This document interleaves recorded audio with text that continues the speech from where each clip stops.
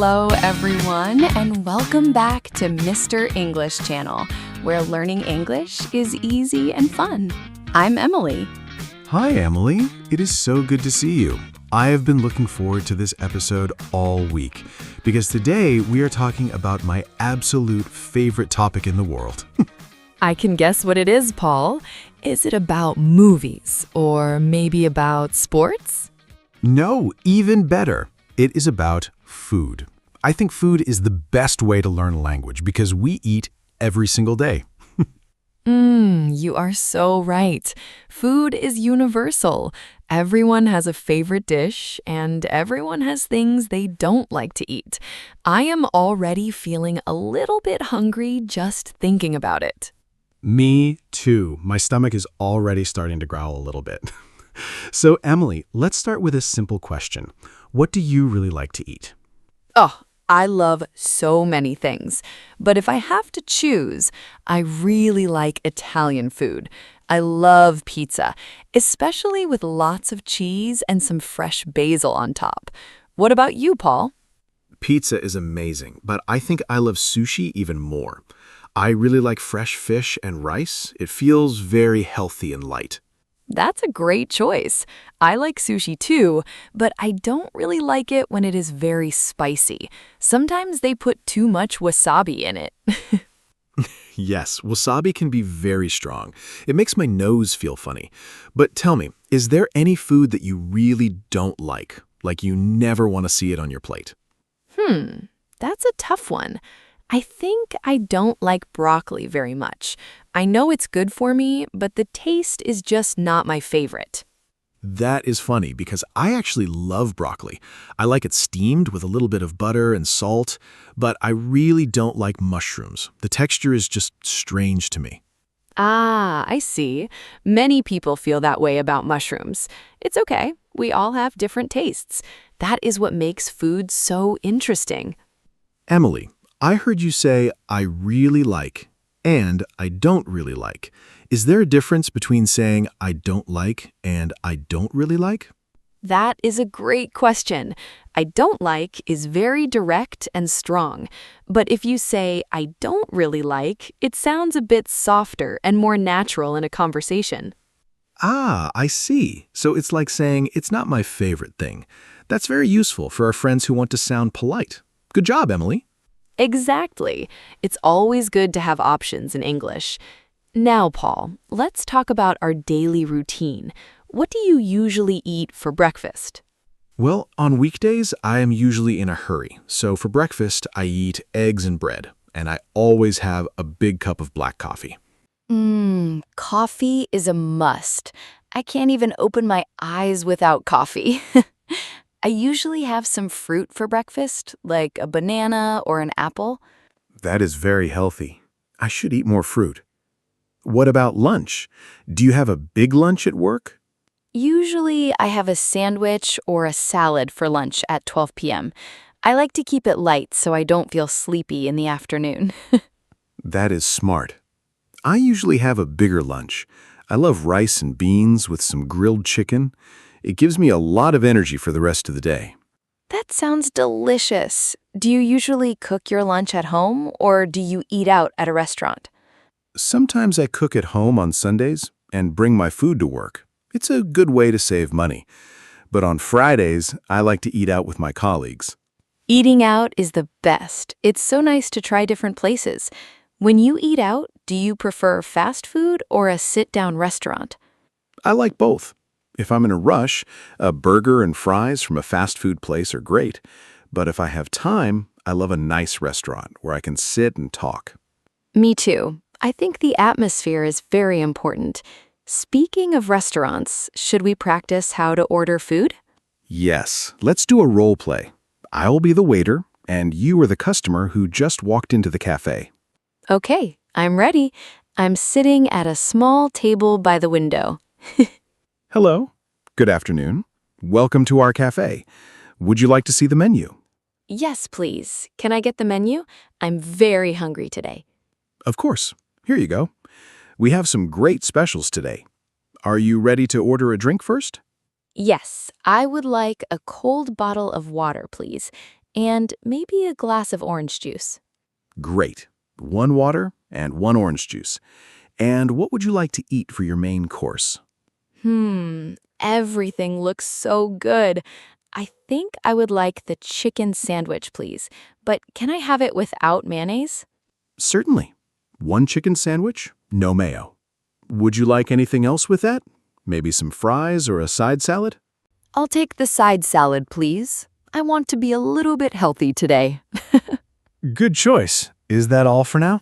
Yes, that's all. Thank you very much. Wow, Emily, you are a pro at ordering food. You used I would like and can I have. Those are perfect for a restaurant. Thanks, Paul. I think I would like is very polite. If you just say I want, it can sound a little bit rude or too direct. You are totally right. It's a small change, but it makes a big difference in how people see you. I would like is always a safe bet. Exactly. And what about when the waiter brings the food? How do we describe it if it tastes really good? Oh, there are so many words. You can say, this is delicious, or this is amazing. If it's something like a cake, you can say, this is so sweet and tasty. I love the word delicious. It sounds so much better than just saying good. What if the food is very hot? Then you can say, careful, this soup is very hot. Or if you're drinking something from the fridge, you say, this juice is nice and cold. Those are great adjectives. What about when something has a lot of salt? Oh, then you say, this is too salty. I hate it when I order something and it has way too much salt. I have to drink so much water after. Me too. It's not a good feeling. And if something has no flavor at all, we sometimes call it bland, like plain white rice without anything on it. Bland is a great word for our B1 learners. It's very common when talking about food that needs more spice or salt. If you are enjoying this conversation, don't forget to like the video, subscribe to the channel, and share it with a friend who's learning English. Yes, we love seeing our community grow. And if you are still listening, comment pizza below. We want to know your favorite topping. I bet most people will say pepperoni. Okay, Emily, let's talk about cooking. Do you enjoy being in the kitchen? I do. I think cooking is like a science experiment, but you get to eat the results. I cook almost every day for my family. That is impressive. I only cook a few times a week. I usually make simple things like pasta with tomato sauce. It's hard to make a mistake with pasta. That's true. Pasta is very beginner-friendly. I like to make more complex things, like a roasted chicken with vegetables. It takes more time, but it smells so good in the house. Ah, I can imagine that smell. It's the best part of cooking. When you are cooking, do you follow a recipe or do you just guess? I usually follow a recipe for the first time, but after that, I like to change things. I might add more garlic or some different herbs. I'm the same way. I love garlic. I think I put garlic in almost everything I cook. My friends always say they can smell me coming. Garlic is great for your health, Paul. Don't listen to them. What about making orders for other people, like at a party? That's a good point. If I'm hosting a party, I might ask my guests, would you like some more snacks or do you want another drink? And as a guest, it's important to know how to respond. You can say, yes, please, that would be great. Or, no, thank you, I'm full. I'm full. That's an important one. It means you have eaten enough and your stomach is satisfied. Yes, sometimes people say, I am satisfied, but in a casual situation, I'm full is much more natural. What about if you're just a little bit hungry? Not very hungry, but just a little. Do you know a word for that? Oh, I love this word. You can say, I'm a little peckish. It means you want a small snack, like a cookie or some nuts. Peckish. That is a great word. I feel peckish every day around 4 p.m. That is my snack time. Me too. I usually have some tea and a biscuit.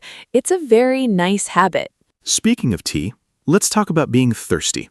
If you really need water, what do you say? You can say, I'm thirsty, or if it is very serious, you can say, I'm parched.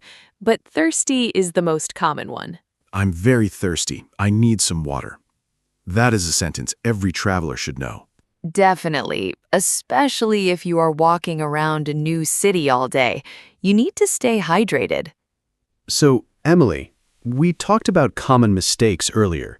Is there another one that you hear often when people talk about food? Yes, many people say I have hunger because that is how they say it in their native language. But in English, we use the verb to be. Right. We say, I am hungry, not I have hunger. That is a big one for A1 and A2 learners to remember. Exactly. Just like I am 20 years old instead of I have 20 years. English loves the verb to be for these things. That is a very helpful reminder. Now, Emily, do you have a story about a time you went to a restaurant and something interesting happened? Oh, I have a funny story. Last year, I went to a very fancy restaurant for my birthday. I ordered what I thought was a small appetizer. And what happened? Was it actually huge? No, it was the opposite. When the waiter brought the plate, it was just one tiny piece of fish in the middle of a giant plate. Oh no, the fancy restaurant portion sizes. Did you have to order another meal after that? Yes, I was still so hungry after the appetizer that I had to order a big bowl of pasta. It was a very expensive birthday dinner. That is a classic story. I had a similar thing happen once. I went to a spicy food challenge with my brother. A spicy food challenge? That sounds dangerous. Did you win? Well, I tried a very hot chicken wing. At first, I thought, this is not so bad. But then, 5 seconds later, my whole face turned red. Oh no. Did you drink a lot of water? I drank a whole liter of milk. Water doesn't really help with spicy food. You need milk or bread to stop the burning. That is a good tip for our listeners. If you eat something too spicy, drink milk, not water. Exactly. It was a painful lesson, but a funny memory. Now I am much more careful when a menu says extra spicy. I can imagine. I am very careful with that too. I like a little spice, but not a fire in my mouth. So let's review some of the things we talked about today for our friends. We talked about how to say what we like. Yes, like, I really like pizza, or my favorite food is rice and beans. And how to talk about our meals, like breakfast, lunch, and dinner. We also learned how to order politely using I would like and can I have the menu? And we described food using words like delicious, salty, sweet, and even bland. Don't forget the common mistake. It's I am hungry, not I have hunger. That's right. You guys are doing a great job. Learning all these food words will help you so much when you travel or meet new people. I agree. Food is a great conversation starter. You can always ask someone, what is the best restaurant around here? Or do you know how to cook? People love talking about their favorite recipes. Well, Paul, I think we have shared a lot of great information today. I hope our listeners feel more confident now. I think they do. And I think I'm finally ready to go find that burger I was thinking about. Go for it, Paul. You deserve a good meal after all this hard work. Thanks, Emily. And thanks to everyone for listening to Mr. English Channel. You are all amazing students. Yes, keep practicing and don't be afraid to make mistakes. That is how you learn. We'll be back soon with another fun topic to help you with your English journey. We can't wait. Don't forget to like and subscribe before you go. It really helps our channel. Have a wonderful day and enjoy your food. Goodbye, everyone. Goodbye. Bye-bye.